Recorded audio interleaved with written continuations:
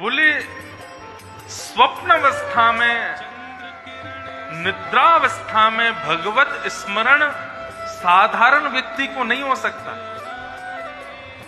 आपको सत्य बताएं, भगवान के 3 प्रकार के दर्शन होते हैं।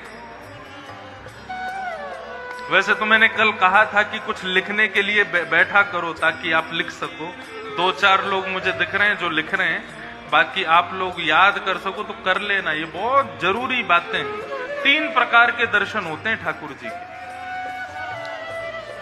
पहला दर्शन होता है स्वप्न दर्शन। ठाकुर जी को यदि आपसे मिलना है तो सबसे पहले वो आपको स्वप्न में दिखेंगे। ये कहने में सुनने में बहुत आसान है, लेकिन एक आपको सत्य बात बताऊं, कितना भी भजन कर लो स्वप्न में ठाकुर जी दिखते नहीं।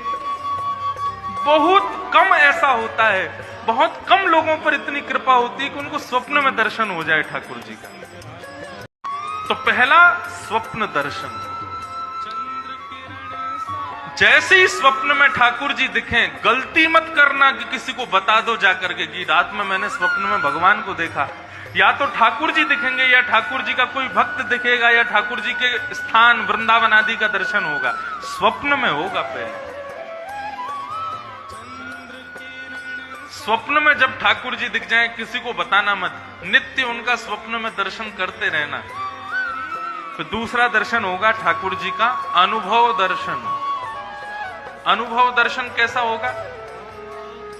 आप भरी भीड़ में सबको देखोगे, सबको देखते देखते तभी आपको लगेगा कि इन सबके मध्य में मैंने किसी ऐसे को देखा जो इन सबसे अलग था। उसमें कुछ तो बात थी, उसमें कुछ तो खूबी थी। ये होगा अनुभव दर्शन। आपको लगेगा कि अभी अभी पीछे से शायद कहीं ठाकुर जी तो नहीं गए, अभी जो मेरे पास में बालक बैठा था कहीं वो ठाकुर जी का स्वरूप तो नहीं था, अभी जो मैंने जिस बालक को यहां से जाते हुए देखा वो कहीं ठाकुर जी तो नहीं। जिसको देख करके उस पर आकर्षित हो जाओ,